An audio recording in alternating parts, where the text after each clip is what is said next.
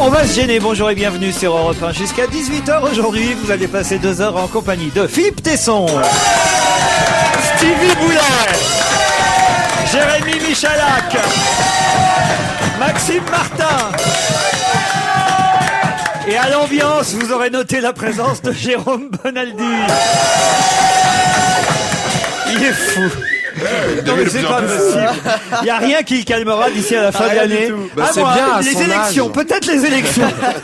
Peut-être les élections, ça peut le calmer. Philippe Tesson, vous allez bien? Vous êtes entraîné? Très. Ah, j'irai. Je reçois beaucoup de mails, beaucoup de courriers qui disent on ne comprend pas cet homme de culture, cet homme surinformé, cet homme qu'on voit débattre de toute l'actualité sur les différentes chaînes, du câble, chaînes généralistes, cet homme omniscient et qui ne sait pas répondre à aucune de vos questions. Enfin, c'est pas possible, ça. Peut-être parce que les questions sont un peu connes.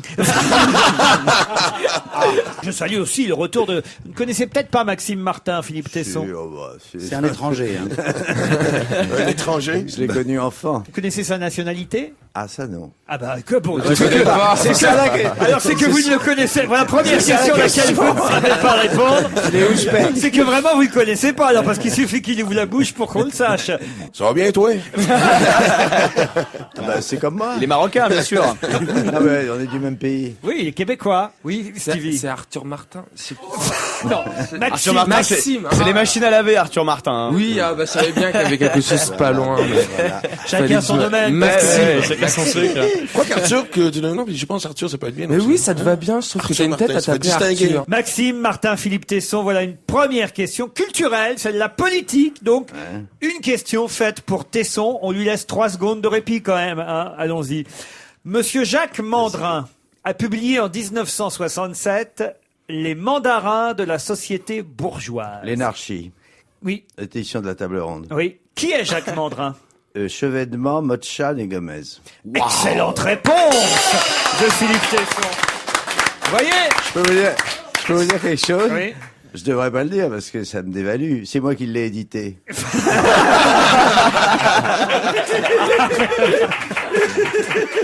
Alors évidemment, c'est trop facile. On peut faire les 2 heures là-dessus. Et vous pouvez expliquer à vos petits camarades de jeu pourquoi on reparle de ce livre aujourd'hui? Sans doute parce que Bayrou propose la suppression de l'ENA. Exactement. Puisque c'est un livre qui s'appelait L'Anarchie et qui était, alors que les 3 auteurs sortaient de l'ENA, qui était une mise en cause, ils étaient très jeunes. Hein. Même Chevènement, qui était énarque, donc. Il sortait de l'ENA quand il a écrit ce petit livre. C'est moi qui lui avais proposé de le faire. C'était en 64, 67. Ah, 67. C'était dans la question. Il sortait de l'ENA et déjà, il était déjà très contestataire. C'est marrant parce qu'il a un côté suicidaire, hein, toujours, Chevènement. Et pourquoi il démolit le système dans lequel il vit. Pourquoi il avait pris ce pseudo Jacques Mandrin? Mais parce qu'il y avait un devoir de réserve, c'était tous les 3 des hauts fonctionnaires. Gomez, il allait devenir, là, vous connaissez Alain Gomez, il allait devenir plus tard le président de Thomson. Ouais. Et puis Motchan, il s'est fourvoyé dans l'université. Et voilà. Pourquoi vous dites l'ENA? Tout le monde dit l'ENA, vous dites l'ENA? Parce que je trouve que c'est plus compréhensible pour les oreilles des gens. L'ENA que l'ENA. Il faut prononcer les mots comme ils sont. Dans Tesson, par exemple, on prononce le cédi autrement.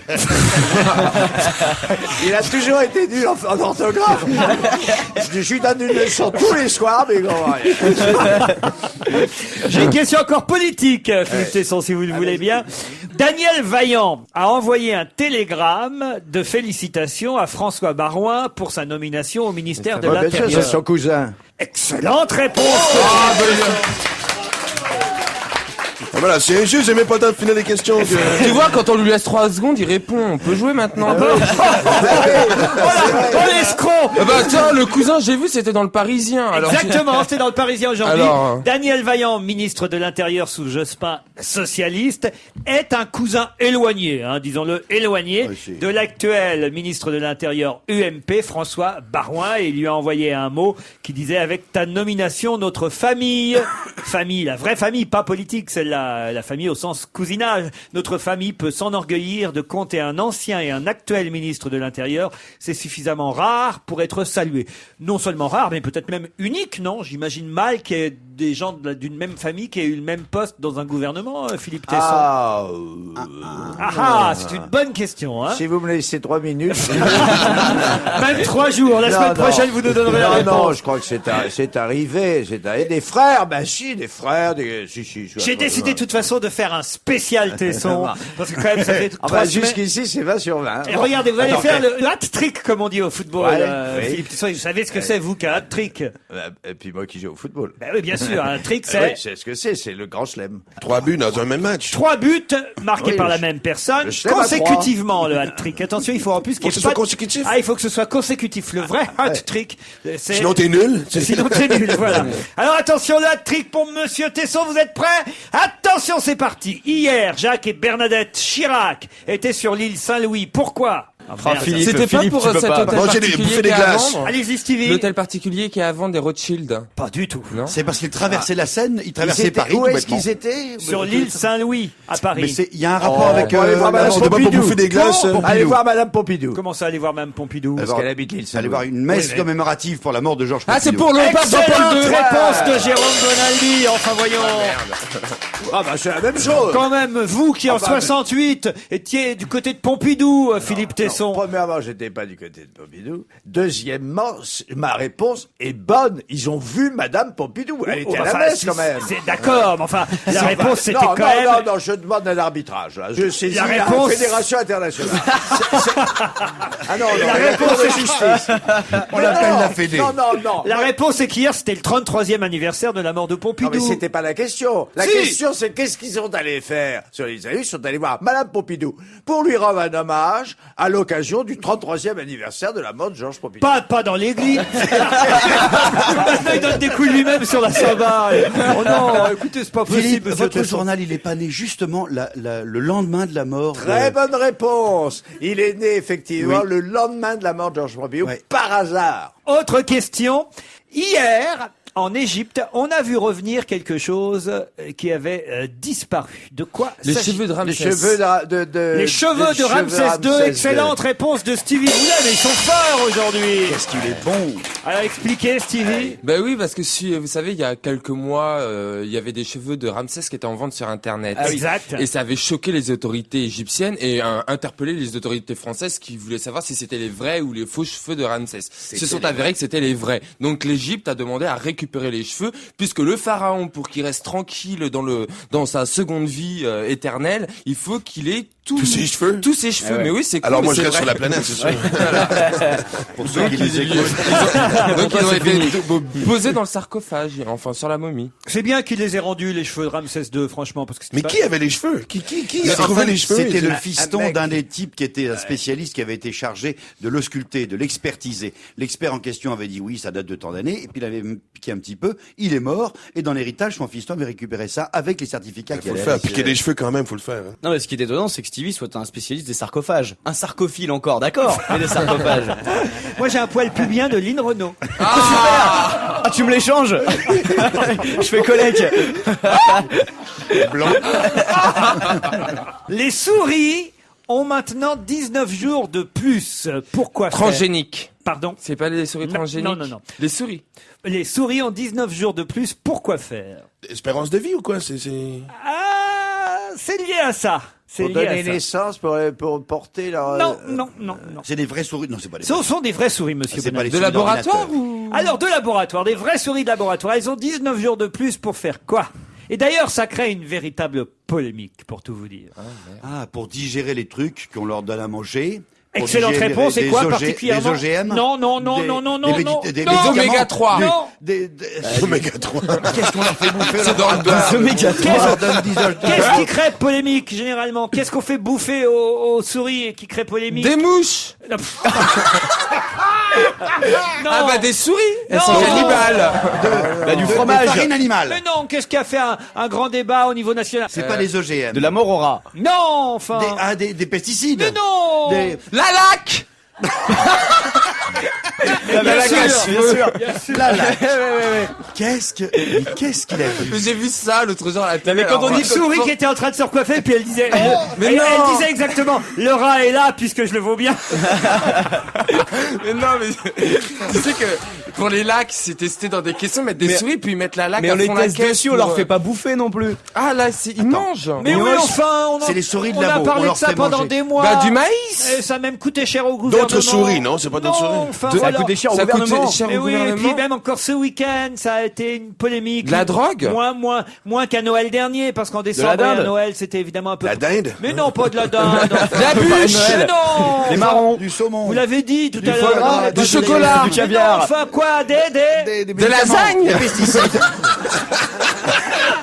Des lasagnes. Maintenant, Stevie va être La grande nouvelle, c'est que Stevie a mangé des lasagnes à Noël. Dans quoi on met des gouttes de citron et puis qu'on mange avec... Ah, du zeste, de la vodka. Oh merde. Du saumon. Mais Du non. saumon. Mais non, Encore pas du du saumon. citron. Des huîtres. Des huîtres. Mon Dieu.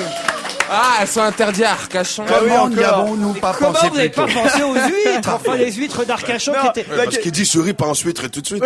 La question, c'est pas comment on a pensé aux huîtres, c'est comment il a pensé aux lasagnes.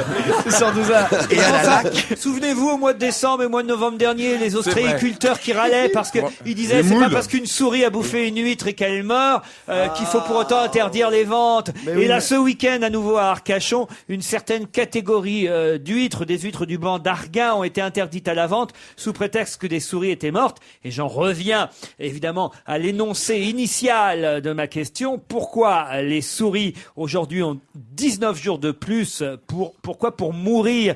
Pas 20 jours, heure. D'ailleurs, j'ai dit jours, heure. Oui. Bah, c'est quoi la différence? Bah, c'est heure. La différence entre les jours et les heures, faut qu'on revienne carrément là-dessus. Bah, 24 heures égale un jour, hein. En fait, avant, ils avaient 5 heures. Maintenant, ils ont 24 heures pour mourir. Voilà. Ah, voilà. Mais en même temps, les moules ne sont plus interdites. C'est vrai, ça. Comment vous savez ça? Parce que je lis aussi. Exactement. Et je sais lire, merde. C'est Il a lu incroyable. le dernier bouquin, Les moules se cachent pour mourir. Loin de moi, en tout C'est cas. marrant, mais sur les questions connes, Tesson, on l'entend plus. Ah non, pourtant, ça, vous aimez les huîtres, Philippe. Oui, mais je me rappelais pas, moi, l'histoire des ostréiculteurs d'Arcachon. Tiens, ça me manque de faire un petit dîner avec vous, Philippe Tesson. J'y Ah, pense, là, là, dans ce c'est- coup. Je me vois en là, train de tout- déguster des Oh, huîtres. ça sent le Paris, ça. Après l'émission. À la même époque, on s'était croisés dans une superbe station balnéaire italienne il y a un an. Je me souviens de ça. Quel souvenir. Faudrait qu'on y retourne, Philippe. voilà. Oh, c'était chouette. On peut vous laisser seul, hein. Ah, c'est un endroit magnifique qu'on vous conseille. Bon, il faut de l'argent, autant vous le dire. Si Tesson y va. Bah, il va falloir nous en donner, hein. Vous savez pas la différence entre eux, moi j'y vais avant d'avoir payé mes impôts, tandis que Laurent a encore assez d'argent après avoir payé ses impôts. Eh ben oui. Ah, ça dénonce. Et voilà pourquoi ça me gêne pas d'en payer, c'est que je peux encore. C'est à Portofino, c'est magnifique, Porto. Vous connaissez pas Portofino? Si. Eh ben il fait partie des gens qui sont agréables à croiser, Philippe Tesson. Il y a des gens, je me planque. Si je...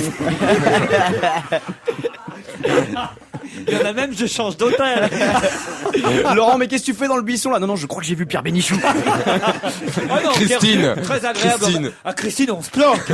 Christine Bravo. Un seul conseil, si vous croisez Christine Bravo en vacances, vous vous planquez. C'est la première chose à faire. Mon Dieu, mais ça vous nique vos vacances. Changer de Ah, la trottoir, culture. quitter la ville, changer de pays. Non.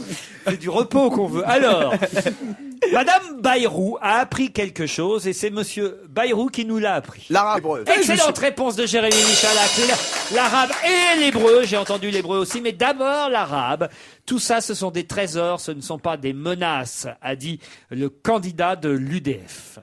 C'est beau ce qu'il veut dire. Mais qu'est-ce que ça veut dire? C'est une c'est menace très d'apprendre politique, l'arabe? Il veut dire que l'arabe, N'est pas une menace. voilà, que c'est une jolie langue et qu'il faut l'apprendre. Il parlait de la langue arabe. C'est sur un blog, on dit n'importe quoi sur les blogs. Au cas où il y aurait des candidats, je sais pas, genre Philippe de Villiers, qui dirait, oh là, ne votez pas Bayrou, vous voyez, sa femme apprend l'arabe, c'est mauvais signe. C'est l'islamisation de la France. Oui, mais c'est ça, en gros, voilà ce qu'il a voulu dire. C'est juste Bon. un peu plus de culture, je pense. Quoi donc? C'est beau. L'écriture arabe, c'est une écriture Parlez qui est arabe, très vous, belle. Stevie. Je connais certains trucs. Ouais. Allez-y, parlez-nous arabe. Bah, pour voir. arabe Malek. littéraire. Arabe Parce que c'est un littéraire. petit beurre, il a pas l'air comme ça, mais c'est un petit beurre. Qu'a pas lu, hein, comme il avait dit Pierre. Non, c'est Minfadlak, par exemple, ça veut dire. Encore la laque. C'est encore la laque. La zac, Minfadlak, je crois que ça, en arabe littéraire, ça veut dire s'il Michalak, vous plaît ça veut ou dire- merci. Ça veut dire quoi? Après, il y a s'il vous polonais, plaît, c'est pas de l'arabe, merci. ça. Enfin, après c'est tous les mots, mais je connais surtout des gros mots à cause de ma tante. Ah oui? Ah oui, parce que ma belle tante, dès éducation. qu'elle est énervée, Elle est vulgaire. elle parle. Enfin, je suis d'origine algérienne, mais ma tante, dès qu'elle est énervée, elle parle arabe. Donc c'est la langue de votre tante. D'une grande partie de ma famille. Oui. Autre question. Qui fait des études d'anthropologie et dont on parle aujourd'hui Toute la journée, on en a parlé sur Europe 1 depuis ce matin. Qui fait des études d'anthropologie et dont on parle depuis ce matin j'ai sur entendu Europe ce 1. matin. Et ce serait pas le conducteur du TGV? Pas du tout. Non, mais quand tout le monde parle de lui, on sait Ça, jamais. c'est vrai. Mais alors lui, on parle de lui depuis Voilà, ce partout, matin, lui. depuis hier même, et il fait des études d'anthropologie. Il est fait où? Ah, bah ça, Ah, je vous le dis. il est fait en Floride. Oui, Ah, donc c'est le fils de Noah. exactement. Ah, Joachim voilà. Noah. Excellente réponse.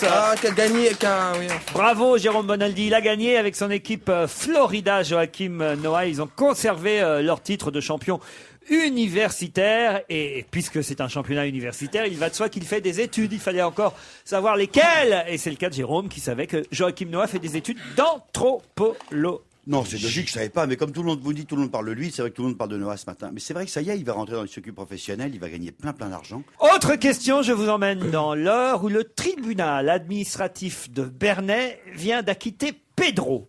Pourquoi? Attends, est-ce que Pedro C'est déjà... pas celui qui...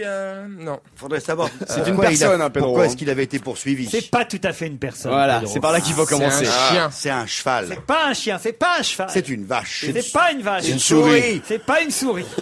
J'ai une souris qui s'appelle Pedro. C'est un sanglier. Non. Une souris mâle. Un perroquet. C'est vrai qu'avec son prénom, on peut facilement trouver de quel animal il Lama. Ah bah oui, c'est l'âne. Un âne. Parce que Pedro l'âne, Et, qui ralentit la chute des cheveux.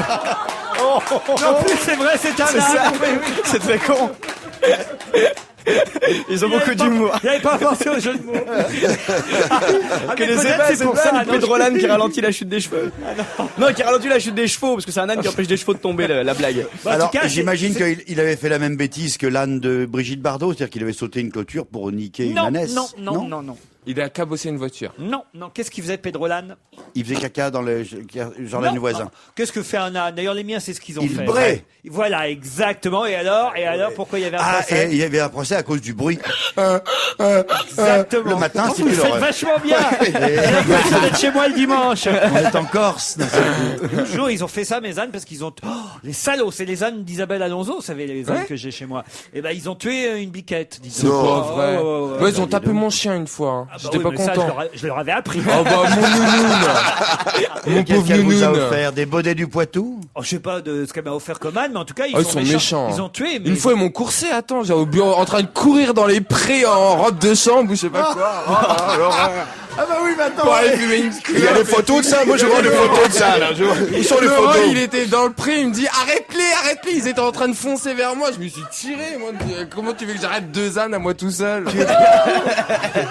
Je m'en souviendrai toute ma vie de ça. Ils me couraient après les machins, putain la peur. Oh là là. Mais tu étais. Attends, excuse-moi, mais tu Dimanche étais. matin ou un samedi En robe de matin. chambre, c'est Attends, extraordinaire. pardon. Tu étais en Toute train ma de. vie, je m'en souviendrai. Il se trouve que les ânes avaient effectivement été sortis du pré.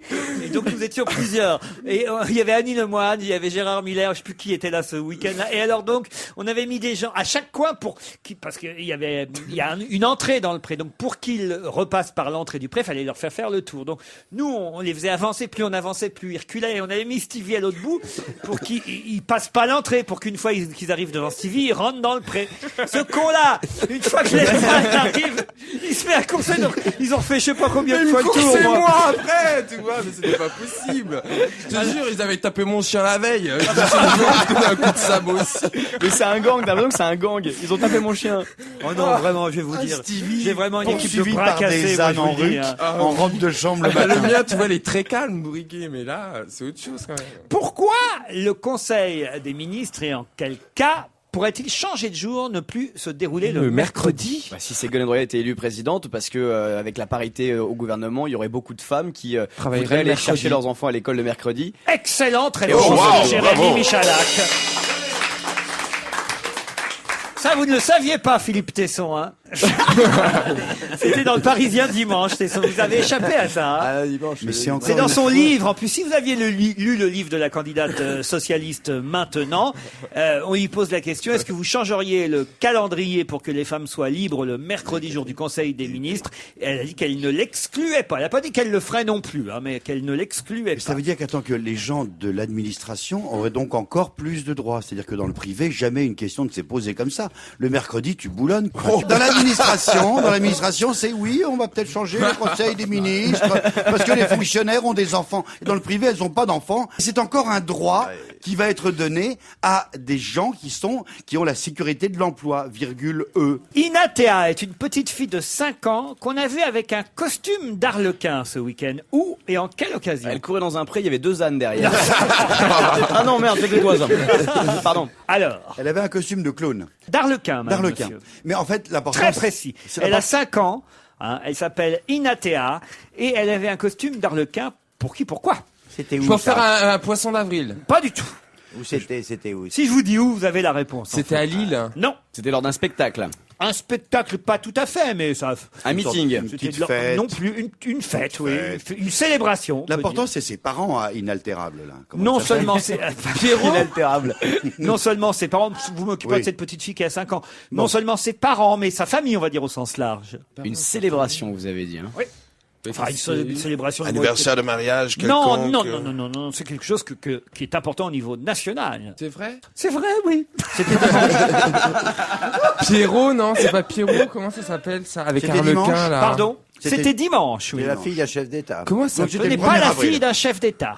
Peut-être si vous trouvez qui c'est, la petite Anitea, vous allez... Inatea. Inatea, pardon, oui. C'est en Italie? Je connais pas ce prénom d'ailleurs, Inatea. Inatea. Ça s'écrit H-I-N-A-T-H-E-A. Inatea. T-H-E-A. Oui.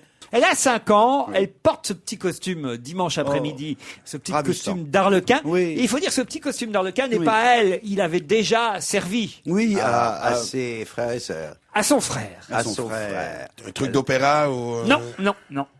son frère qui était un type formidable. C'était le retour de Et qui- l'école des fans? Il n'y a aucun rapport avec le nouveau danseur étoile. Non. Mais ça a un rapport avec... La danse. Non. Avec le 1er avril. Oh, la danse, indirectement, très de Le façon... spectacle vivant. Oui, plus loin que ça, plus fort que ça même. Le théâtre. Non, La comédie. non, Continue. L'opéra. non, Ça chantait. L'expression lyrique. non. Alors, Qu'est-ce que ça Bon, peut alors, être? il y a Laurent, deux choses qui peuvent vous faire avancer. Le C'est 1er un, avril. où ça se trouve. ouais, Ah c'était ouais. en France. À Paris, Et deux, une voiture. C'est pas à Paris. Et deux, peut-être si vous trouvez le frère. domaine dans lequel ça se... Et voilà. Et qui, Oh, est, puis du fou! et qui est... Non, pas en plus du fou. Oui, C'était le gamin de Villiers, non? en costume d'arlequin. Le 9e. Non, non, non. Le 10e. Qui est C'est en son, France, c'est en France ou... qui est c'est son son frère frère à cette petite Anitea? Inatea. Il est mort. Non, pas du tout. Il est bien vivant même. On célébrait. Il a porte des elle a costumes. 5 Brian ans. Joubert. C'est la sœur de Brian Joubert. Excellente réponse de Jérémy Michalak.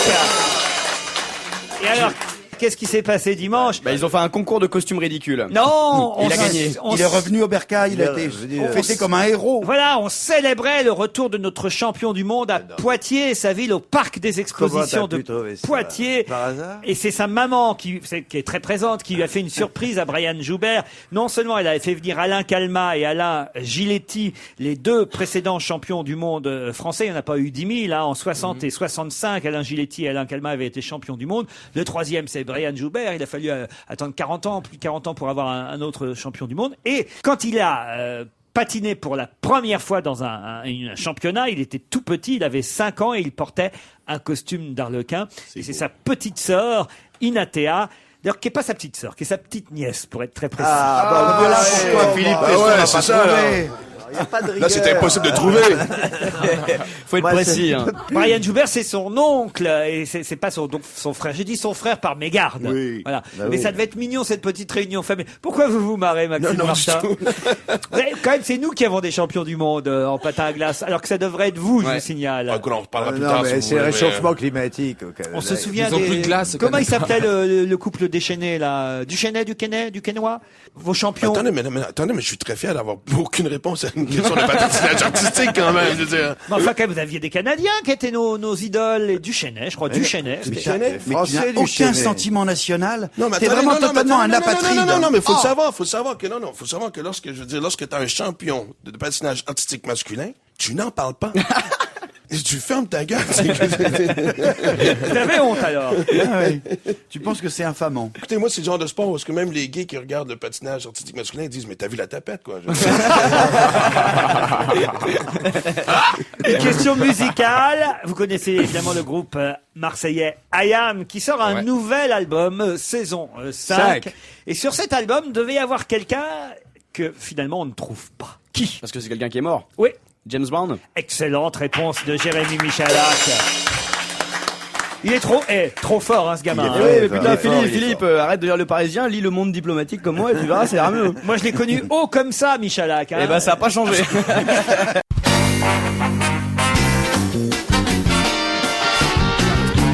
On va se gêner jusqu'à 18h avec Maxime Martin, Jérôme Bonaldi, Jérémy Michalak, Stevie Boulet, Philippe Tesson.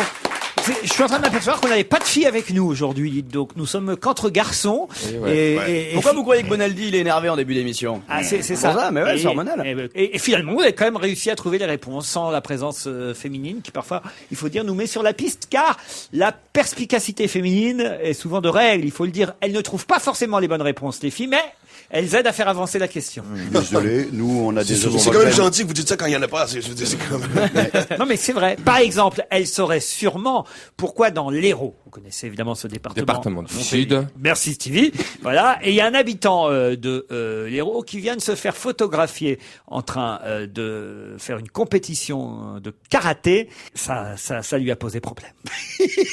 Il était en train de taper c'est- sur une brique et paf, il s'est cassé la main. Pourquoi n'aurait-il jamais dû se laisser prendre en photo dans son club de karaté? Ah, je sais. Parce que il avait une carte d'invalidité, Il touchait il une faisait pension, croire qu'il était handicapé alors qu'il n'était pas handicapé, il s'est fait piéger justement à cause d'une Excellente photo. réponse de Stevie Boulet.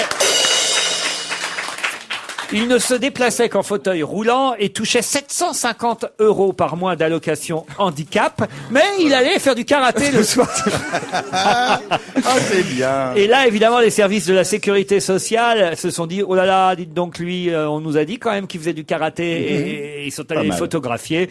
Et après, alors, malgré tout, il continue à tenir tête, hein. Il a 44 ans, il s'apprêtait à devenir ceinture noire, il avait été mis en examen pour escroquerie et il s'est quand même présenté au commissariat en fauteuil roulant. En niant avoir menti, il disait non, mais je prenais juste un fortifiant le soir pour aller au club de karaté. Oui. Oui, c'est Ouais, on a sûr. tous le même fortifiant. Ouais, c'est ça. Et juste comme ça, vous trouvez pas ça louche. Vous dites que cette question, c'est une question à laquelle les filles pourraient répondre et c'est celle que Stevie trouve. Vous trouvez pas ça louche, vous? Vous savez, Stevie, maintenant, il travaille pour l'UMP, Nicolas Sarkozy, et donc, Non, c'est faux. toutes les escroqueries à la sécurité sociale. C'est de la délation.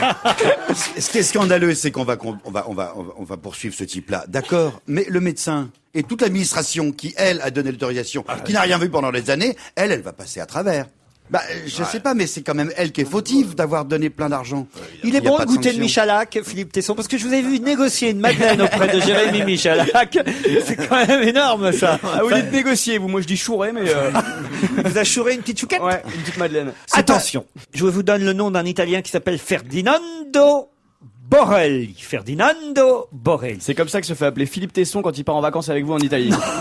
Non. Ferdinando Borelli Avec Rocchieri. a fait 3 fois l'aller-retour Savone-Turin en train.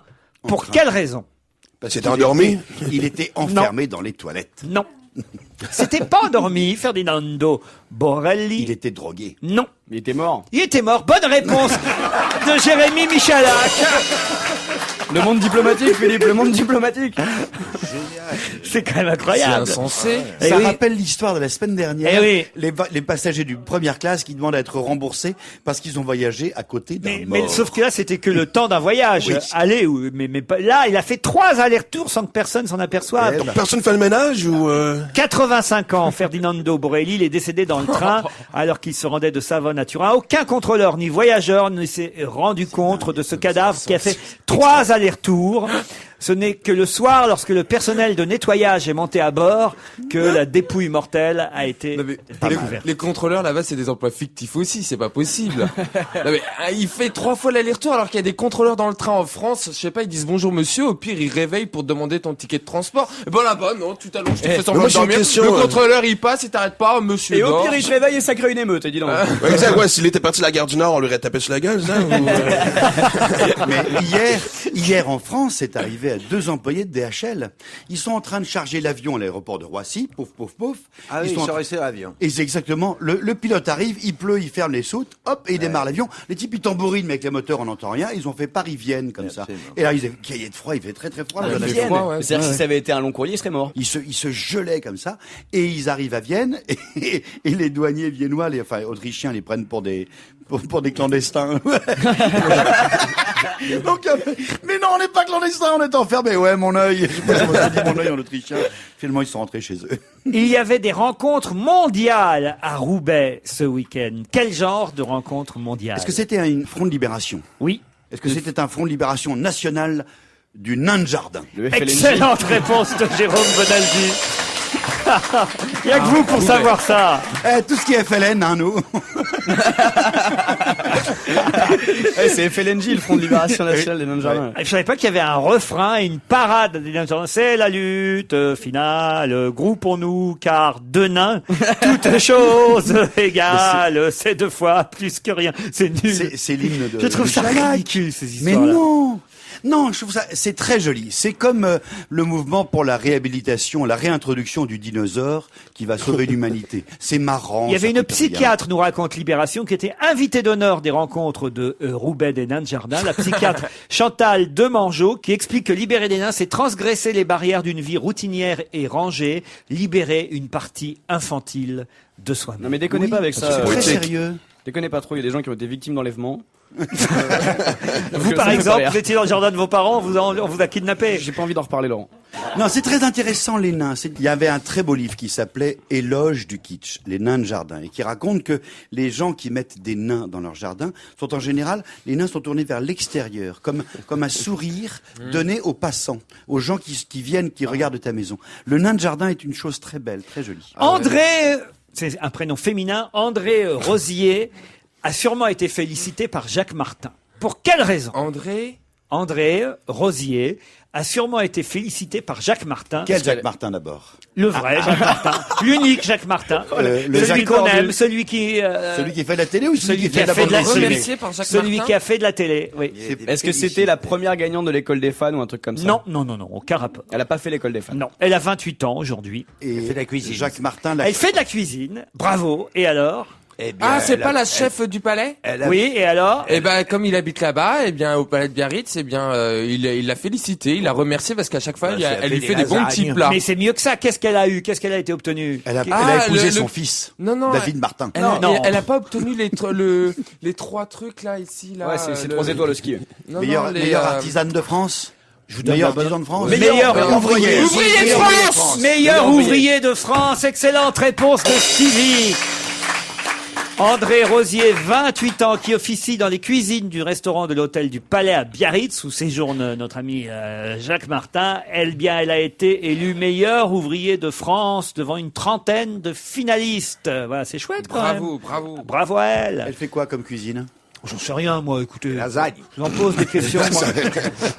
À Varsovie et à Cracovie, on a essayé d'interdire, mais on n'y est pas arrivé, quelque chose d'assez étonnant. Quoi? L'avortement. Non.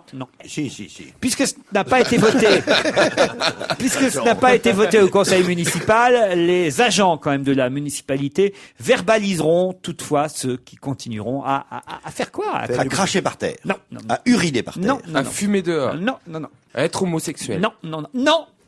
C'est À crier après racoler. les homos au nouveau À sport. racoler. Ah mais là-bas ils sont graves en Pologne. Ils veulent rétablir la peine de Alors, c'est mort. pas ça. Tu sais c'est les À jumeaux là. draguer. Ils sont un peu À pétés draguer. là-bas. Ça a un lointain rapport. À s'habiller en femme, à se déguiser. Alors, À se À se travestir. travestir. c'est pas tout à fait ça, parce que c'est pas des gens qui se travestissent. Transsexuel. Non. Transexuel, Ceux transgenre. qui se payent des... Aux prostituées. Non, les Polonais veulent interdire à Cracovie et Varsovie, quoi? Bon, qu'est-ce qu'ils ont voulu interdire, C'est mes un rapport Polonais? avec la religion? Non, monsieur. Non, avec le sexe. Plutôt avec une nationalité. Vous me faites de la peine, ils ont interdit les kilts pour les Écossais. Avec une Excellente Ah, réponse ouais. de Jérémy Michalak.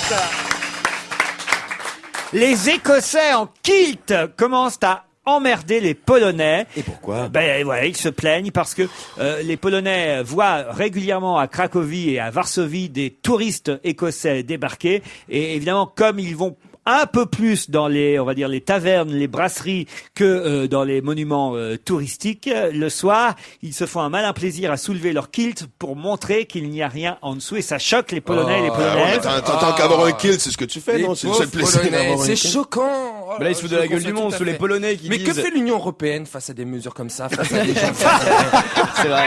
Non mais c'est vrai, non mais je trouve ça grave, parce que la Pologne fait quand même partie de l'Europe, et quand on voit qu'ils sont pour la rétablissement, enfin Vous contre alliez les droits dire- des homosexuels, pour la peine de mort, je me demande bien ce que fait la communauté européenne, et pourquoi ils sont toujours pas sanctionnés, et pourquoi on les remet toujours pas sur le droit chemin. Parce que l'Europe donne beaucoup de sous à ces pays pour qu'ils s'en sortent. Donc pourquoi l'Europe ne dit rien et laisse faire? Putain, j'ai reçu ma carte d'électeur hier, je vais voter pour toi. Je te Mais non, jure, mais je vote pour c'est toi. incroyable, Non, il mais y a c'est plein vrai de petites atteintes aux Mais libertés. c'est vrai dans que ce les pays. Écossais en kilt, on se demande ce qui gêne les Polonais. Non mais là, ils se foutent de la gueule du monde à dire qu'en plus de ça, oui, les Écossais, ils vont beaucoup picoler dans les bars. C'est vrai qu'en Pologne, on boit pas. On boit pas du tout d'alcool. Pas Non, du puis tout. c'est même pas ça, c'est surtout parce qu'il y a des types, alors quand même, le pape Jean-Paul II est allé il était en régulièrement en robe. Bon, il la soulevait moins souvent, c'est vrai. Mais enfin, quand même, c'est quand même énorme, Mais ça. enfin, en même temps, je me doute qu'il y ait quand même 10 000 Écossais quand même en Pologne, quoi. Il doit y en avoir un ou deux ou trois.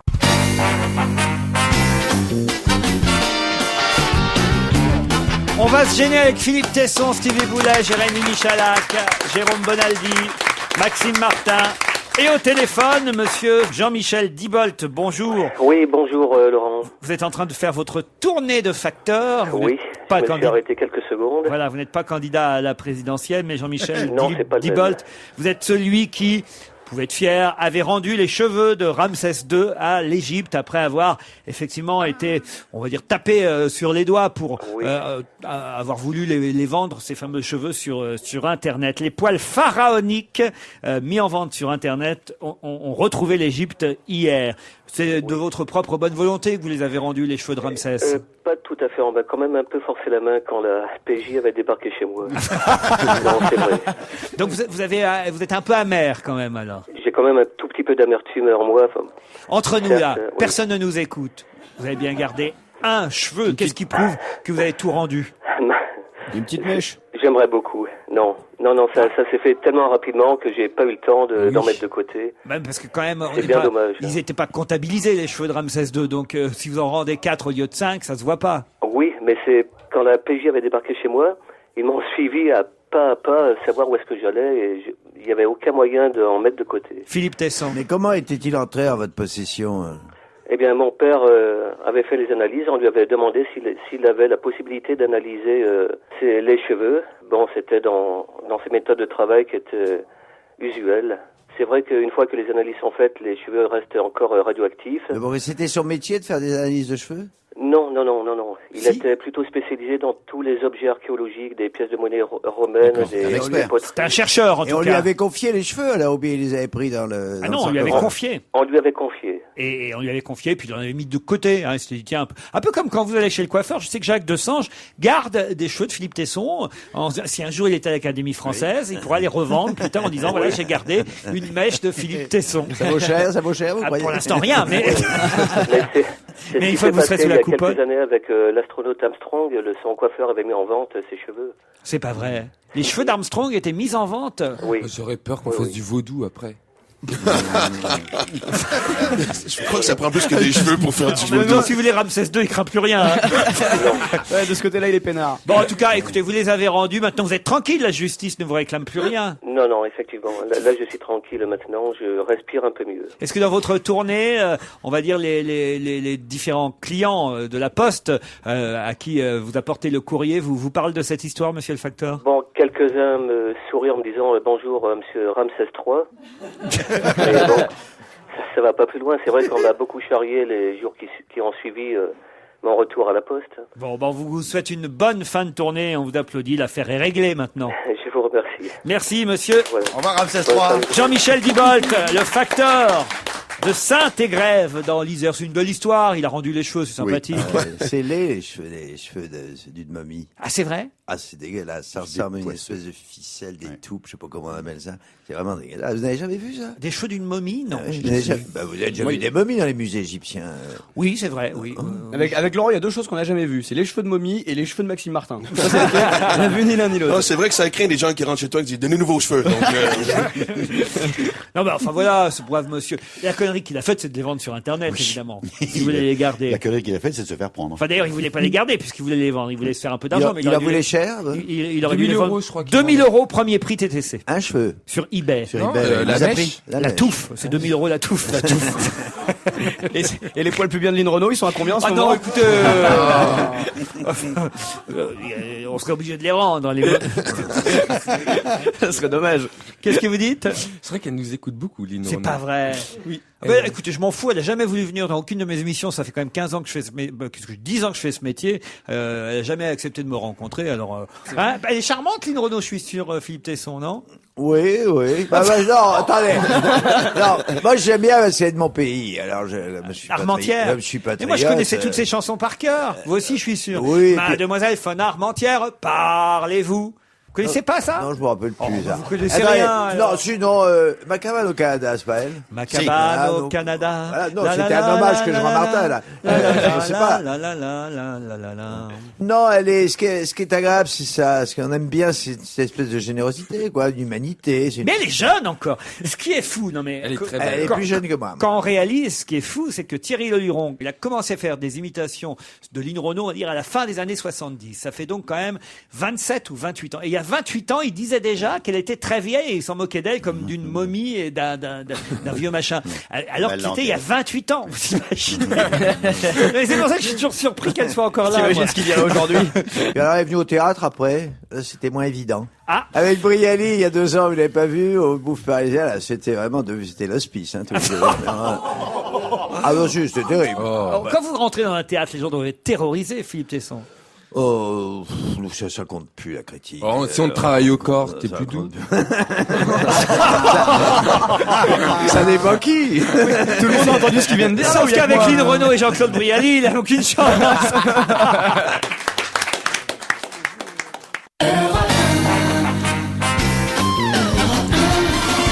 On va se gêner jusqu'à 18h avec Philippe Tesson, Stevie Boulet, Maxime Martin, Jérôme Bonaldi, pardon.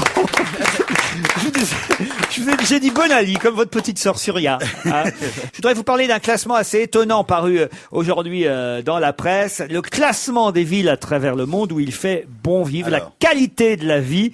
Zurich est en tête de ce classement. Mais il y a l'ennui dedans. La ville au monde où la qualité de vie est la meilleure. Et c'est Bagdad qui arrive Oh, tiens, tu m'étonnes. Ah, c'est nul. en dernière position de ce classement, ce qui n'étonnera évidemment personne.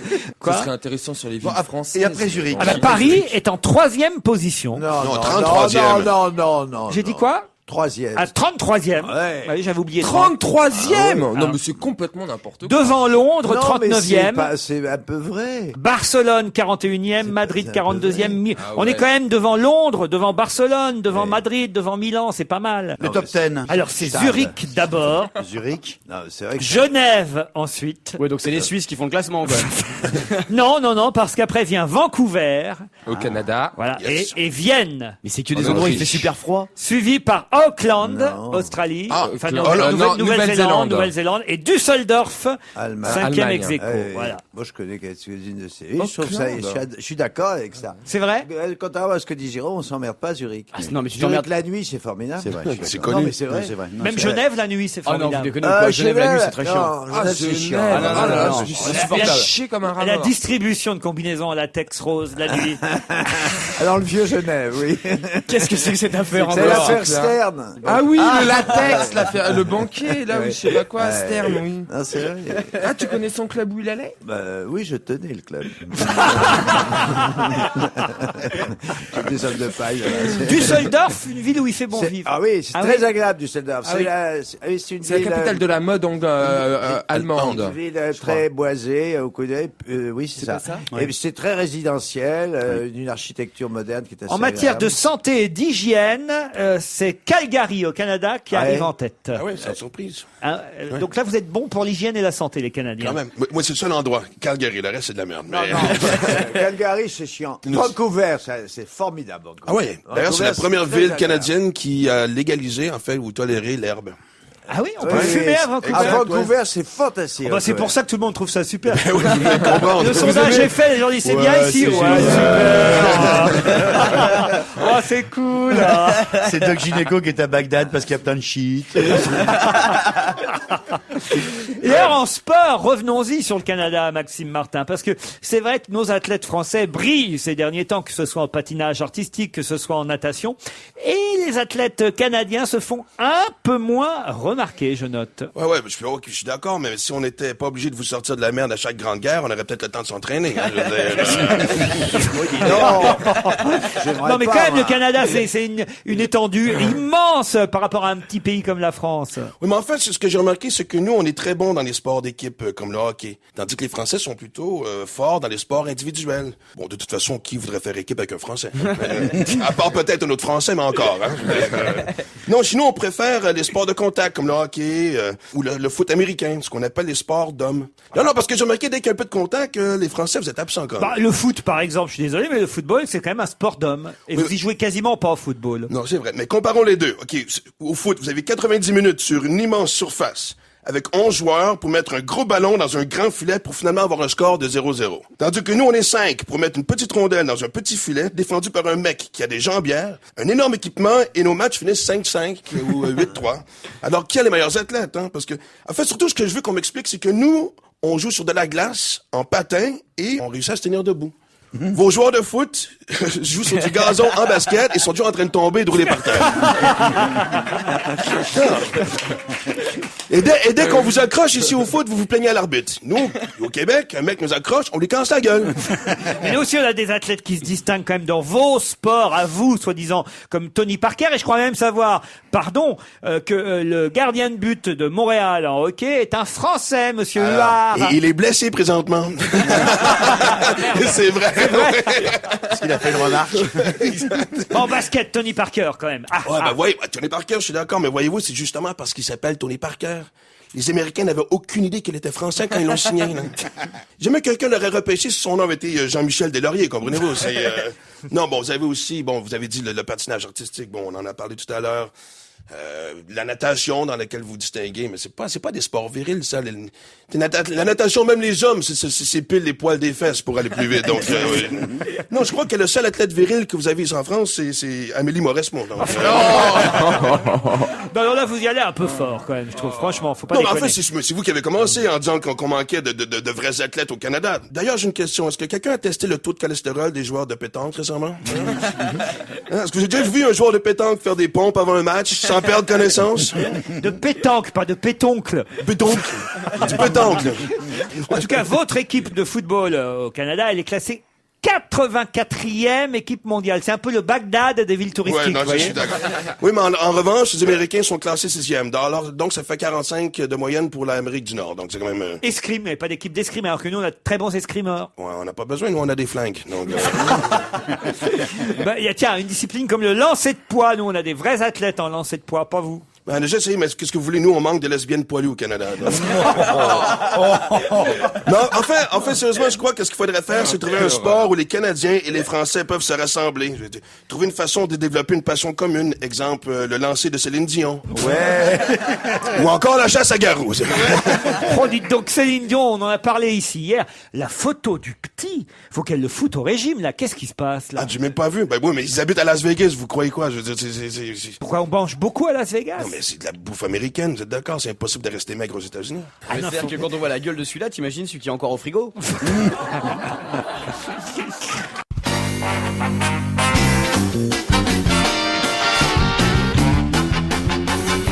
Stevie, Jérémy, Philippe, Maxime et Jérôme. Les garçons sont réunis. Et c'est une dame que nous avons au téléphone. J'ai évoqué son nom tout à l'heure parce que ça vous a un peu surpris. Il faut le dire, quand j'ai parlé d'elle, on a eu l'idée de l'appeler. C'est Madame Chantal Demangeau, qui est psychiatre et qui était l'invitée d'honneur des rencontres de Roubaix consacrées aux nains de jardin. Bonjour Madame. Bonjour Monsieur Ruquier. Vous qui êtes psychiatre et qui êtes allé à Roubaix, combien vous avez considéré qu'il fallait en enfermer depuis? Je parle pas des nains de jardin, je parle de ceux qui aiment les nains de jardin. Non, alors je crois qu'il ne faut enfermer personne parce que mon métier évidemment me porte à à vivre des moments souvent difficiles. Hein. La vie n'est toujours pas si Bien évidente sûr. que ça pour certains. Donc quand on peut cultiver un petit brin de fantaisie et je dirais un petit brin de folie, ça m'aide à 2 titres. D'une part, ça m'évite d'être au chômage et d'autre part, je crois que c'est une manière quand même beaucoup de s'amuser. Et quand on dit s'amuser, avant tout, c'est de vivre. Vous-même, ça vous amuse donc les nains de jardin et vous en avez peut-être dans votre jardin. Alors, on m'en a offert, effectivement, depuis. On m'en a offert 3, mais je n'en ai pas avant. Je n'en avais pas avant. J'ai eu mieux que ça. J'ai eu beaucoup mieux que cela, puisque j'ai eu effectivement un libérateur de nains de jardin dans toute sa superbe beauté du geste, de la symbolique, quelqu'un de fascinant. Il faut expliquer aux gens qui ne savent pas qu'un libérateur de nains de jardin, c'est un type qui va dans les jardins, qui les vole et à qui on leur rend la liberté. Hein. Oui, oui. Voilà. Tu as libéré où ton nain de jardin? En forêt. Voilà. Vous en avez tiré un livre, Madame de Mangeot, Oui. c'est bien ça, qui s'appelle Ma Libération chez Balzac Éditeur. C'est quand même assez étonnant. Vous arrivez à tenir combien de pages là-dessus? Il paraît que c'est alors préfacé par Robert Rue. Oh, mais je tire une centaine de pages, même pas. C'est du condensé. Hein. Ah. Voilà, donc c'est une manière d'exprimer. Alors la déontologie médicale ne me permettant pas quand même de retracer l'histoire réelle du libérateur de nains de jardin, c'est une histoire fictive. Mais les anecdotes qui émaillent le livre sont vraies. Alors, est-ce que c'est vrai que les nains sont pris à pic? Et non, alors là c'est dans le fantasme, c'est ce qu'on appellerait une formation réactionnelle fantasmatique, c'est con, puisque hein. les nains C'est libérés ton sont des fantasme. nains asexués. Mais effectivement, comme ils sont asexués et que c'est insupportable pour les messieurs qui les volent, ils imaginent qu'ils puissent être pris à pic. Qui peut acheter votre livre? Ceux qui aiment les nains de jardin. Alors, ceux qui aiment les nains de jardin, qui peuvent être horrifiés par le fait qu'on les vole, parce qu'ils s'y sont attachés, et c'est en quelque sorte comme des petits nains adoptifs, ce sont des familles adoptives. Peut-être effectivement quand même des libérateurs de nains de jardin. Alors j'ai eu quelques témoignages, certains m'ont dit « Ah mais c'est tout à fait nous », d'autres m'ont dit « Non, quand même, vous avez peut-être accentué les choses un peu trop sur le plan psychologique ». Enfin bon, j'ai fait ce que j'ai pu, hein, parce Est-ce que je que- n'en ai connu qu'un. Est-ce que les biches sont...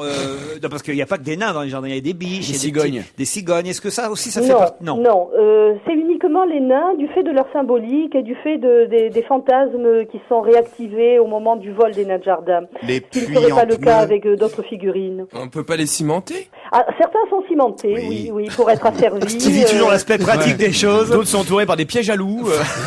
Non mais non, mais très sérieusement, il y a jamais quelqu'un qui s'est pris un coup de fusil en allant voler un nain de jardin dans le jardin d'un particulier? Alors, je ne sais pas, mais je présume que ça a dû arriver, effectivement, parce que il y a des gens qui vivent ça comme une intrusion, d'abord parce qu'on rentre chez eux, sans doute, mais aussi parce qu'ils sont très attachés à leurs nains. Bah ouais. Mais dans votre livre, Oh, le c'est ma mère. libérateur de nains de jardin, monde. il les a tous rendus, sauf quelques-uns. Il n'arrivait pas à les rendre. Hein. Les nains qui étaient nus. Alors, en principe, non. Alors, les nains qui étaient nus, il ne les a pas volés, il les a rhabillés. Philippe Tesson. Est-ce que ça peut traduire parfois un désir d'enfant plus ou moins refoulé ou défoulé Ah, vraisemblablement, oui, non. toujours d'ailleurs. Ah, toujours Oui, quasiment toujours. Maintenant, il n'y a pas que ça. C'est-à-dire que sur un désir d'enfant, sur un refoulement peut-être inconscient, hein, puisque l'inconscient est atemporel et peut se manifester à n'importe quel moment de la vie, sur cette pulsion-là se place sans doute autre chose, mais ça, chacun devrait faire une thérapie pour le comprendre. Moi je crois que c'est juste des gens qui picolent et qui vont ça en fin de soirée. Hein. Je vous dis ça d'expérience personnelle, aller piquer des nains dans les jardins, on fait ça quand on est bien bourré, avec 3-4 copains, 5h du matin. Vous l'avez déjà fait? Ah oui, je l'ai déjà fait, oui. Vous l'avez déjà fait. Bien sûr. Excusez-moi, Alors, madame. vous avez un paravent. Vous mettez en avant effectivement le fait d'avoir bu pour faire ça. Mais je ne sais pas si c'est si simple que cela. Lui, quand c'est même. plus par mimétisme et assimilation. Ouais, c'est par solidarité avec les autres. Stevie. Madame, j'ai 2 petites tortues. Est-ce que c'est considéré comme un nain de jardin? J'ai acheté chez Jardiland. C'est pas des nains de jardin. Non, mais on va dire que ça peut être des compagnes des nains de jardin. Moi aussi, j'ai Jérémy. 2 tortues qui se montent dessus, moi, là, les miennes. C'est vrai? Ouais, c'est Isabelle Mergo qui m'avait offert ça. Ah ouais, Elles sont en train de se... Enfin bon. En train de... Donc c'est pas d'un nain de Il y en jardin. a une qui rentre dans la maison de l'autre, si vous voulez. On va vous remercier, Madame Chantal de Mongeau, et rappeler que votre livre consacré aux nains de jardin s'appelle Ma Libération chez Balzac Éditions. Oui, Et de c'est content ça. Balzac. Merci beaucoup. Merci à vous. Bonne journée. Au revoir. En tout cas, moi, j'ai hâte de retourner au Québec pour dire à tous mes potes que je viens de discuter pendant 10 minutes de vol de nains de jardin. Passons sans transition à Nicolas Sarkozy. Qui sort son livre Ensemble, publié par les éditions XO. Ils sortent tous leurs livres, puis eux, c'est pas son premier, mais alors, vous avez tous lu Philippe Tesson? Oui, j'ai feuillé, j'ai le parcours. Il suffit de toute façon, quand on suit les discours attentivement, on a à peine besoin de lire les livres. Hein, il écrit fils et petits-fils d'immigrés, la France est ma patrie, je veux lui donner à mon tour, écrit Nicolas Sarkozy dans son livre Ensemble. Et à propos de la France, il dit aussi qu'elle traverse une crise d'identité sans précédent, son modèle d'intégration est en panne, son modèle social est une faillite, sa cohésion s'effrite, un doute terrible s'est emparé de la France. Eh ben, c'est vrai. C'est vrai, vous êtes d'accord avec ça, monsieur? Moi, je suis d'accord, oui. Monsieur Sarkozy, en tout cas, s'est rendu hier dans une entreprise de viennoiserie, une boulangerie industrielle, en compagnie de monsieur Borloo et monsieur Douste-Blazy. Il paraît qu'ils ont mangé beaucoup de pain au chocolat et de brioche. Ah, vous avez vu ça sur les tapis roulants? C'était où, à Rennes, il me semble? À Cervon, sur... Vous auriez eu le droit aux viennoiseries parce que ça c'est à Cervon-sur-Vilaine. C'est en Ille-et-Vilaine, ça.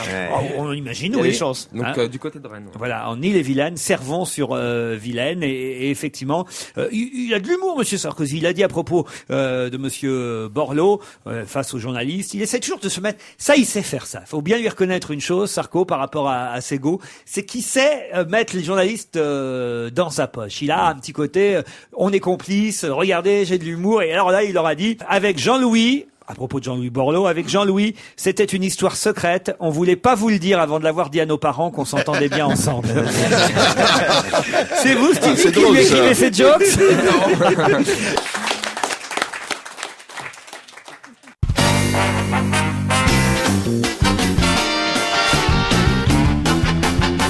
On va se gêner avec Stevie Boulet, Philippe Tesson, Maxime Martin, Jérémy Michalak, Jérôme Bonaldi et Serge Liado comme premier au téléphone. Bonjour Serge. Bonjour, brillante aéropage. Et aujourd'hui, c'est une petite Française. Ah, ça sonne chez vous, Serge Liado. C'est le boulot qui reprend, ça fait plaisir. Un client. Qui est-ce qui décroche? C'est Jean-Jacques Goldman qui vient vous dire en 1987, j'ai copié cette chanson.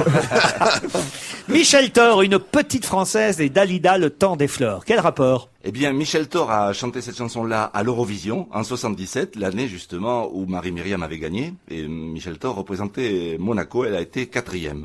Cette chanson-là, eh bien, c'est un démarquage. Donc il y a 30 ans, puisqu'on fête le 30e anniversaire de notre victoire française à l'Eurovision. Exactement 30 ans, oui. Et cette chanson-là est un démarquage d'une chanson que chantait Dalida en français, Le temps des fleurs. Démarquage, c'est-à-dire que si on chante la mélodie de Michel Thor sur l'accompagnement, le playback de Dalida, ça s'emboîte parfaitement et même la mélodie se recoupe. Vérifions.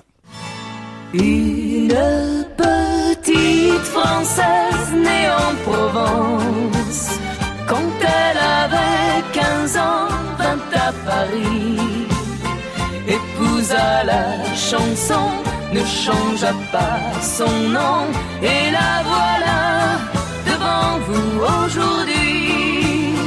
C'était le temps des fleurs, on ignorait la peur, le lendemain avait un goût de miel. Ton bras prenait mon bras, ta voix suivait ma voix, on était jeunes et l'on croyait au ciel. Notre petite Française née en Provence, loin de ces jeux d'enfants, c'était enfuie. A-t-elle eu bien raison de quitter sa maison pour se trouver devant vous aujourd'hui?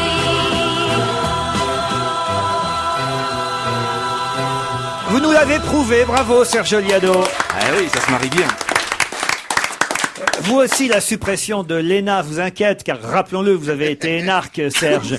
Et cette suppression proposée par François Bayrou, qui fait beaucoup parler, vous l'avez mise en chanson. François Bayrou qui de gauche à droite zigzag a trouvé une idée qui fait beaucoup de vagues en déclarant qu'il veut, ce n'est pas une blague, supprimer l'ENA. Il est vrai que parfois dans l'esprit de la foule, l'ENA c'est l'usine qui fabrique des têtes d'ampoule. Giscard, Juppé, Fabius sortent du même moule, le moule de l'ENA. Mais dans une période où il y a tant de chômeurs, il faut signaler, c'est tout à son honneur, que 100% des gens qui ont fait l'ENA trouvent du boulot en sortant de là. C'est que de la jalousie, a dit Ségolène. Je sais qu'à certains ça peut donner la migraine, mais on peut trouver si en s'en donnant la peine son mec Alena. Bravo Serge, c'est du bon travail aujourd'hui. Vous serez augmenté, comme disait Sacha Guitry, vous serez 2 demain. On se retrouve demain Serge. Bonaldi, oh, ça c'est un spécial pack que vous nous apportez là aujourd'hui. Dimanche matin, il y a des œufs en chocolat traditionnels, des gros, des petits, des machins. Je voudrais juste vous montrer 2 petits œufs et vous y goûtiez. C'est un œuf au réglisse, vous savez, au rouleau de réglisse. Ah non, ça j'aime pas le réglisse. Voilà, bon, et un œuf au malabar. Un œuf goût malabar. C'est Jadis et Gourmande qui fait ça. Il y a des œufs à l'orange confit, au coco, à la mangue, au melon, au piment, aux amandes, au gingembre, à la poire, à l'ananas. D'habitude, les enfants, ils cherchent les œufs avec leurs yeux. Et s'ils cherchaient les œufs avec leurs oreilles. Voici un œuf électronique. Ici. Les parents le mettent en marche. Et pour les enfants malentendants, par exemple. Au contraire, c'est pour les enfants malvoyants. Pour les enfants malvoyants. Oui, voilà. C'est dégueulasse. C'est cruel, ça, comme blague. Non, c'est Quand assez les marrant. enfants malvoyants, c'est dégueulasse de cacher les œufs. Il commence à parler et il dit, je suis ici. Pas de bras, pas de chocolat. Oui, c'est ça. Regardez, toutes les 30 secondes, ça se règle. Ils font. Et en plus, j'ai caché tes lunettes. C'est joli, je trouve. Ouh, je suis caché. Alors les enfants, ils y vont. Il y en a un autre, ça c'est Waps qui fait ça. C'est la voix de Michael Jackson, c'est ça qui est terrible. Oh. Qui va trouver les œufs? Ah, moi j'aime bien. Il y en a d'autres qui sont assez marrants, faut les mettre dans les arbres. Ça se vend où ça, les œufs qui parlent? Les Waps, ça se vend dans tous les marchands de jouets. Autre œuf. Bah tiens, c'est un œuf, un vrai œuf. Une fois que tu l'as trouvé, il faut pas le manger, hein, surtout. Faut le mettre dans l'eau. La coque, en fait, elle se dissout petit à petit et apparaît dedans un vrai canard, un poussin ou un canard. C'est pas joli ça. C'est quoi, un canard en peluche? Un canard en peluche qui oui, grandit, qui grossit. C'est bête, ça fait plaisir. Ça c'est malin aussi. C'est mettez-le en marche une fois et après quand vous le secouez, vous êtes drôle, je sais pas moi comment ça se met en marche. on-off derrière. Ah, on-off. Voilà, on-off. Voilà, approchez-le ensuite. Dans la playlist Europe 1. Voilà. Et maintenant, secouez. Secouez-le. Ça fait les cloches. C'est un petit œuf en peluche qui fait du bruit, hein, pour tout vous dire. Ah, c'est mignon. J'ai un jeu pour finir pour les enfants. Très vite alors, hein. Ça s'appelle Rebustory. C'est vachement bien pour ceux qui savent pas lire. C'est un jeu avec des cartes. Sur ces cartes, il y a des dessins. Alors il y a un dessin d'un monsieur qui rit, il y a un dos, il y a une selle, il y a du vent, un céleri. os. Voilà, exactement, vous avez deviné. On distribue les cartes. Je suis fort, papa. Mais c'est vachement marrant. Moi, j'y ai joué hier avec mes enfants et avec d'autres adultes. Je vous ai préparé les cartes. Donnez-moi 3 cartes. Tenez, voilà. On commence par... Vas-y, Michalak, t'as quoi comme carte? Il y a quoi comme dessin dessus? Moi, j'ai un prêt.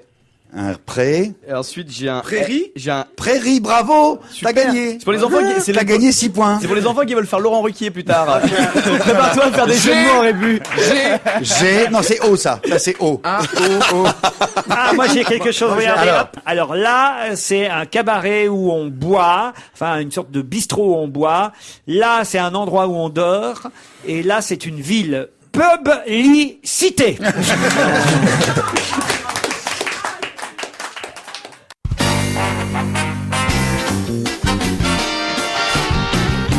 Jérôme Bonaldi, Maxime Martin, Jérémy Michalak, Philippe Tesson, Stevie Boulet.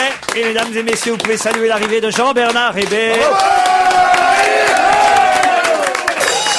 Et le générique de ces tops et flops.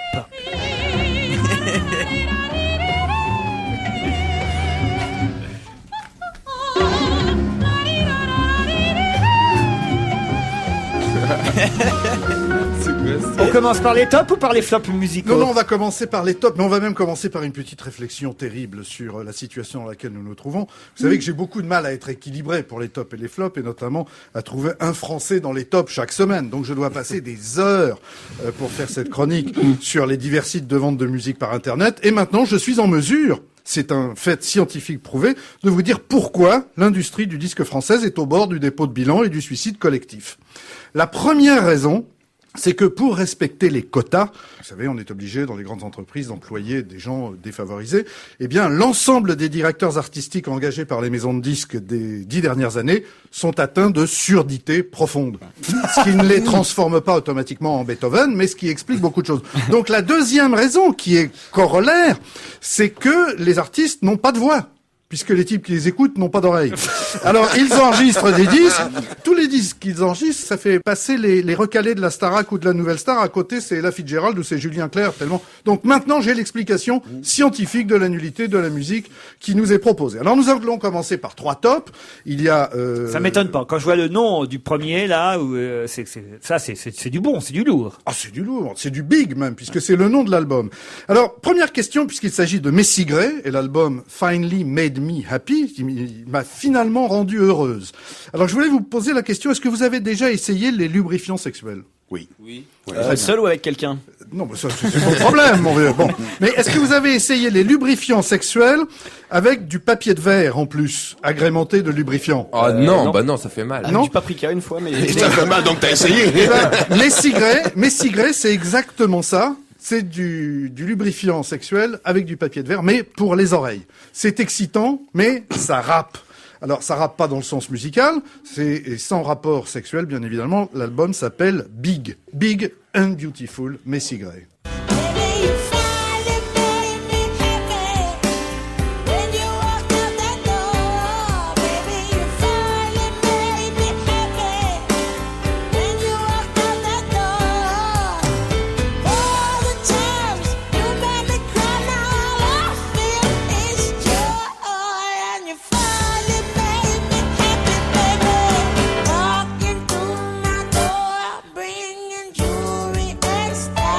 Ça, c'est vrai que c'est pas mal. La chanson s'appelle Finally Made Me Happy. Absolument. Il a fini par me rendre heureuse. Je sais pas si elle parlait de moi. Ou... Et en plus, j'ai fini par bien le dire, en plus. Mais absolument. Mais à force de me fréquenter, vous allez devenir bon, vous verrez. Alors, le deuxième, c'est Brian Ferry. Oh, ça, j'aime moins, moi. Mais attendez d'avoir entendu. Roxy Music. Alors, quand il débarque sur un plateau, il m'énerve. Ah oui, non, mais il faut pas toujours le faut le laisser chanter, c'est voilà, tout. Faut le laisser chanter. Faut lui demander d'être beau et de bien chanter, comme à tous les chanteurs, c'est tout. Faut lui demander d'être intelligent, en plus. Alors, en général, les vieilles gloires du rock se recyclent dans la réinterprétation de morceaux classiques. Ça a assez bien réussi à Rod Stewart, d'ailleurs. Et là, ça réussit assez bien à Brian Ferry. C'est son deuxième album de Gold. C'est le rocker le plus élégant. Après moi, bien sûr. Et là, ce sont uniquement des reprises de Bob Dylan. C'est absolument formidable. Des textes en béton et une voix de velours. C'est un accord parfait. Knocking on Heaven Doors, c'est le titre du à peu près. Pourquoi vous riez? À peu près ça. Il frappe à la porte du paradis. Voilà. Alors, le troisième, c'est un Français. Non. Mais oui, mais je ne sais pas d'où il sort, celui-là. Je l'ai trouvé sur Internet. Ça, c'est la bonne surprise de la semaine. Le clip est absolument magnifique. Alors, il s'appelle Armand Méliès, comme l'inventeur du cinéma. Le titre, c'est Low Cost. Le clip est magnifique. On peut le voir sur YouTube. La musique est totalement décalée. La voix est très fragile. Les textes sont éclectiques. Il y a un duo avec Bachung. C'est une véritable énigme. Physiquement, il ressemble, c'est un combiné entre Jeff Beck et Bon Jovi. Il a une gueule et il a un son. C'est formidable, c'est la bonne surprise de la semaine. Et c'est français, ça, alors. Et c'est français, parce que le titre, c'est Low Cost. Oui, mais maintenant, tout le monde comprend ce que c'est qu'un low cost. Ça veut dire oui, bas prix. On va pas dire bas coût, quand même. Armand Méliès.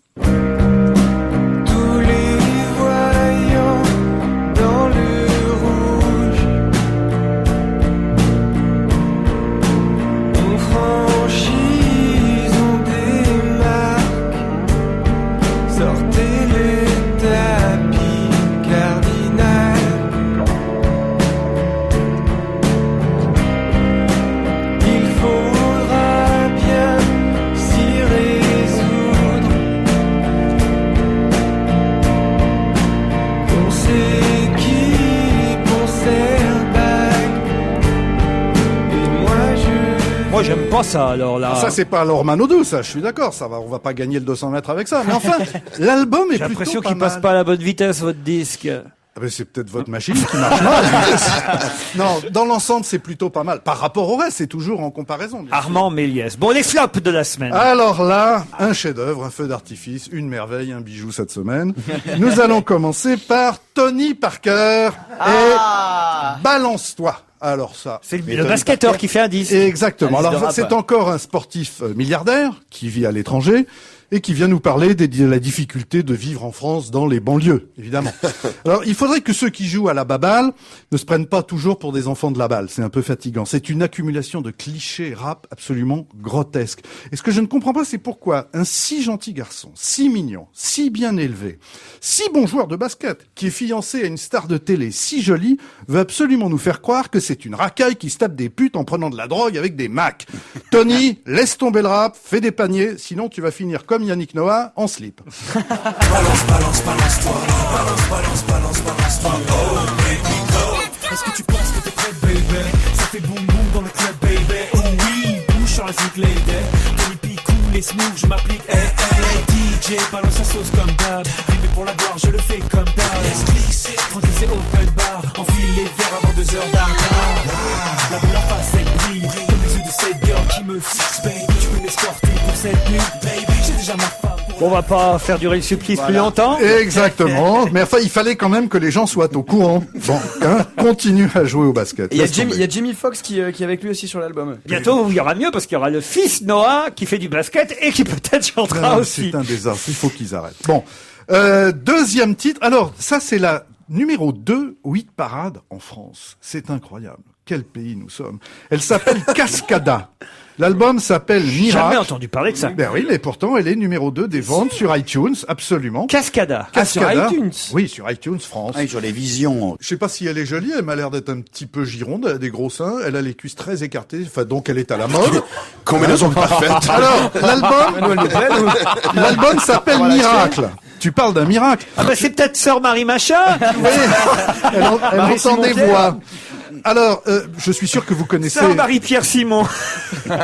Je suis sûr que vous connaissez le génie de l'architecture et du design qui s'appelait Mies van der Rohe et qui disait « less is more », ce qui peut se traduire par « moins, c'est plus ». Eh bien ça, c'est la preuve par l'absurde. Là, on est au degré 0 du minimalisme. 1 neurone, 0 voix, 1 ligne de texte, 4 accords en boucle. I need a miracle. J'ai besoin d'un miracle. C'est pas d'un miracle qu'elle a besoin, c'est tout lourd, d'un coup. C'est un vrai cauchemar, ce disque. En fait, j'ai compris, grâce à ce disque, ce qu'était la vision de l'enfer. Vous savez, on se dit toujours l'enfer, c'est quoi? Eh bien, je sais maintenant. La vision de l'enfer, c'est d'être enfermé dans une boîte de nuit branchée pendant 1 heure avec Pierre Bénichou et Cascada à fond dans la sono. Là, c'est l'enfer. Ah non, Pierre Bénichou, il me fait marrer en discothèque. Non mais Pierre, il devient fou quand il entend ça. Cascada.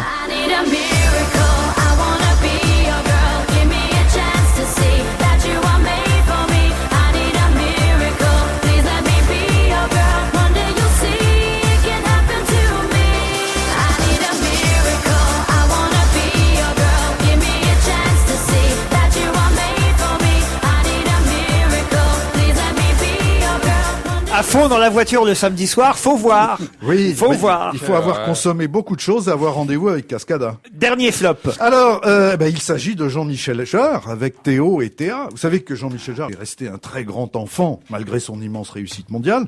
D'ailleurs, il n'y a qu'à le regarder, il rajeunit de jour en jour. Ah oui. Et puis alors, vous savez ce qu'il a reçu pour Noël, le petit Jean-Michel? Encore du Botox? Mais non, pas du tout. Il a reçu un synthétiseur. C'est ça, un synthé. Mais oui, et il est très content de son joujou. Il sait utiliser tous les boutons maintenant. Il fait tout seul. Il a même plus besoin de musicien. C'est beaucoup plus économique. Et puis, en fait, pour le prix de l'album, si vous réalisez aujourd'hui, vous pouvez offrir à votre enfant un petit synthétiseur. Il vous fera exactement la même chose.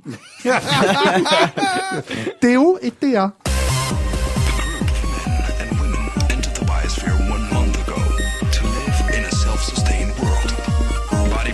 Emotions and sexual activity are to create the energy to survive.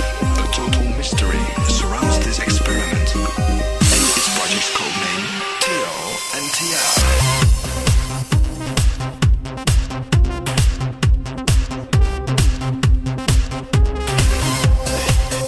Théo and Théa, Jean-Michel Jarre. Il paraît qu'on entend Anne Parillo qui gémit parfois. Ah bah oui, rien ne nous est épargné. C'est comme avec les Clinton, on en a 2 pour le prix d'un. Oh, ça va, ça encore. Hein. C'est moins pire que les autres. Hein. Allez, le disque de la semaine pour vous. Alors, le disque de la semaine, évidemment, c'est pas tout nouveau, mais en France, ça n'a pas été un grand succès. Pour moi, c'est l'un des plus grands albums de l'année 2006. C'est sorti seulement en octobre. C'est un garçon qui s'appelle John Mayer. C'est l'un des plus grands guitaristes vivants actuellement. Si c'est le meilleur album de l'année 2006. Je vous souviens qu'on est quand même en avril 2007. Mais c'est pas grave, on met beaucoup de temps. Attendez, il y a plein de disques qui sont des succès seulement maintenant et qui sont sortis fin 2006. C'est vrai. Alors, c'est entre Sting pour la délicatesse de la voix, Jimi Hendrix pour la virtuosité, et c'est des mélodies d'Eric Clapton. Tout l'album est une merveille. Ça s'appelle Continuum. Il s'appelle John Mayer. John Mayer et Don't Trust Myself, c'est l'album de la semaine pour Jean-Bernard Hébé. Paul Vermus, bonjour. Salut Laurent. Vous êtes là au rendez-vous? Eh oui, fidèle au poste, regarde à vous. J'espère que vous avez plein d'infos, plein de scoops. D'abord, le prix de l'humour politique, ça c'est un rendez-vous régulier. Eh oui, alors, le Presse Club dont je suis vice-président et administrateur, quand même. Encore un dîner gratuit? Mais non, c'est pas un dîner, Laurent Ruquier. Vous savez bien que je suis pas un dîner prêt, bon. Alors, quelles sont les phrases sélectionnées cette année? Alors, dans ce palmarès figure François Goulard. François Goulard, c'est ministre délégué à l'enseignement supérieur et maire de Vannes. Celui qui a décidé de soutenir Nicolas Sarkozy. Non, François Bayrou. Voilà, et qui a déclaré, avec un seul candidat, le choix est quand même plus restreint. Ce qu'on appelle une lapalissade.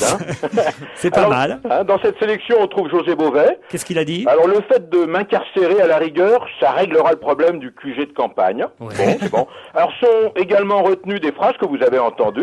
Le député Pierre Lelouch, qui a évoqué l'opposition de Ségolène Royal à un nouveau porte-avions, et qui a dit, ça c'est beau, je trouve, la Royale a coulé la marine. Et puis vous avez quand même, et là, si c'est la Ségolène qui a fait couler la Le Pen, c'est pas mal non plus. Ouais. Bon, et puis vous avez maintenant ce qu'on appelle un institutionnel, un grand classique, c'est Montebourg, qui a dit, Ségolène Royal n'a qu'un défaut, c'est son compagnon. Ah oui, ça, à mon avis, si c'est la phrase de l'année, c'est la phrase de l'année, voilà. c'est Alors, sûr. on aura peut-être Jamel Debbouze dans le jury, parce que finalement, il est rigolo, il apportera un peu de sang neuf. Et puis, il a déclaré, il aime bien jouer comme ça, faire des comparaisons politiques. Et à propos des deux principaux candidats, il a dit, on a le choix entre Mary Poppins et Joe Dalton, donc on va le faire venir chez nous. Ah, c'est marrant, ça. Oui. C'est pas mal, Plutôt marrant. Ouais. On passe au musée Belmondo. Alors, figurez-vous, quand j'étais jeune journaliste, il n'y a pas si longtemps que ça, j'avais trouvé une méthode pour interviewer Bébel. C'était pas difficile. Il suffisait que j'interviewe son père, le sculpteur Paul Belmondo. Et le lendemain, Jean-Paul m'appelait en me disant, ou pour me remercier pour le papier que je venais de faire, ou au contraire pour me faire quelques remarques sur certaines erreurs que j'avais pu commettre dans cet article. Ça me permettait comme ça de l'avoir 2, 3, 4 fois par an dans mes journaux. Alors ce musée Belmondo. Alors tout ça pour vous dire que la famille Belmondo, au grand complet, c'est-à-dire Alain, le frère de Jean-Paul, et Muriel, sa sœur, ils ont signé une formidable donation à la ville de Boulogne-Billancourt. Il y aura un musée Belmondo à Boulogne-Billancourt. Voilà, c'est un beau cadeau parce qu'ils ont offert 1500 pièces. Alors 1500 pièces, estimées par Christie's à peu près à 2,5 millions, 3 millions d'euros, c'est quand même pas négligeable. Est-ce que c'était un grand sculpteur? C'est un sculpteur extrêmement classique dans la veine de Rodin, de Camille Claudel. Il est extrêmement traditionnel, mais il a à la fois un nom et il a sa place dans l'histoire de l'art. Alors je sais que ça plaira pas à Jean-Bernard Hébé parce qu'on n'est pas avant-gardiste, on n'est pas contemporain, extrêmement classique. Ce musée se trouvera rue de l'Abreuvoir, c'est une petite rue. Et il va s'installer dans le château Buchilot, c'est une magnifique demeure qui est classée. Et on pourra voir 300 sculptures à peu près, 1 millier de dessins et des médailles. Sauf une. Oui, sauf une, exact. Et je sais laquelle. Bravo, parce que moi je le sais. Oui, alors dites-le aux auditeurs. Un buste de Jean-Paul Belmondo enfant. Voilà, quand il avait 4 ans. Que son père avait sculpté. Alors bon, parce que ça, il l'a gardé pour lui, Jean-Paul Belmondo. Oui, absolument. Et ce buste est sur sa cheminée, figurez-vous, chez lui. Les 15 ans de Walt Disney, enfin pas Walt Disney qui lui est mort, mais du parc à Marne-la-Vallée, j'imagine. Oui. Ça fait déjà 15 ans. 15 ans. Alors 15 ans, vous vous rendez compte, ça fait 175 millions de visiteurs. Ça a quand même créé plus de 12 000 emplois, c'est pas rien, vous voyez. Mais le vrai problème, c'est qu'il y a déjà 2 plans de sauvetage et qu'il y a 2 milliards d'euros de dette, et que l'action est passé de 21,32 $ à 0,0 quelque chose. Aïe. Alors, il faut se souvenir... À l'indice Mickey, évidemment. bien. Alors, puisque vous parlez de Mickey, il faut savoir que c'est Laurent Fabius et Michael Eisner qui sont à l'origine du parc. T'y fais tendu. Eh oui, absolument. Et personne n'y croyait, et finalement, ils ont été volontaristes, ils ont têtu, ils y sont arrivés. Alors bon, pour cet anniversaire, qu'est-ce qui s'est passé ? D'abord, il y a eu une grande parade, une parade pas comme les autres, qu'on appelle la parade des rêves. Il y a tous les people qui sont rentrés gratos. Oui, ça, on s'en moque, des people, mais je vais vous en parler quand même. Donc la parade des rêves, c'est formidable, c'était une parade qui sentait bon, c'est-à-dire à chaque char, il y avait des parfums différents. Et puis, il faut parler de l'avenir. Il faut parler de l'avenir, il faut savoir qu'est-ce qu'on aura de nouveau dans les mois qui vont venir. Vous allez pénétrer dans la 4e dimension grâce à la tour de la terreur, un truc effroyable. Et vous avez aussi Crush Coaster, ça c'est inspiré du monde de Nemo. Et puis, il y a un gros truc qui va voir le jour dans quelques mois, c'est le village nature. Alors, le village nature... Disney à poil? J'ai pas dit naturiste, il y aura peut-être un endroit naturiste dans le village nature. Ce serait drôle. Mais ça va jouxter le Disney Paris, juste à côté, sur quelques centaines d'hectares, et ils investissent là énormément d'argent. Alors bon, parmi les people, vous savez, c'est toujours un peu les mêmes. Moi, j'aime bien dire... Bon, c'est vrai que cette année, la marraine, c'est Andy McDowell, comédienne magnifique. Et Jean-François Derek. Vous avez vu Jean-François? Alors il y avait Phil Collins, il y avait le pilote de Formule 1 Fisichella, José Garcia. Enfin, je ne veux pas vous donner toute la liste. Il faut savoir aussi une chose. Bon, je vous avais dit, Disney s'est endetté, donc ça marche pas aussi bien que ça au niveau de la gestion. Et puis il y a aussi une valse des dirigeants à Disney. Hein. C'est pire que dans un gouvernement. Vous n'allez pas nous faire une conférence d'1h30 sur Disney, là? Vous vouliez que j'enquête sérieusement, donc j'ai enquêté sérieusement. Maintenant, vous voulez que j'aille au-delà? Oui, au parc Astérix pour la semaine prochaine. Ah non. Merci Paul Vermus. Salut.